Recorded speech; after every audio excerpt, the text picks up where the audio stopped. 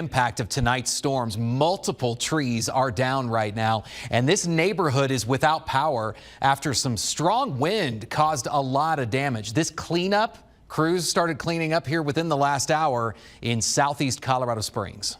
Oh, there's part of that tree. Here's another root right here.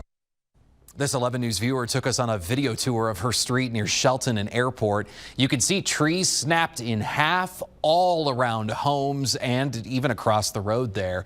Here's some pictures that she sent to our newsroom showing a couple of big uprooted trees that fell in a house. A couple of them fell on cars here. Another 11 News viewer took a picture of a tree that fell on a work van in that same neighborhood.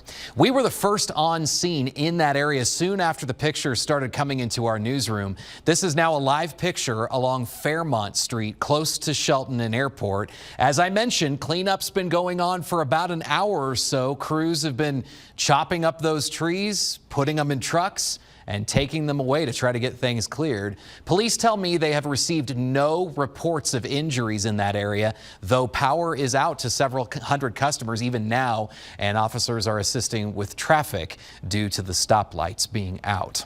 Meteorologist Josephine Sage has been watching these pictures come in along with me.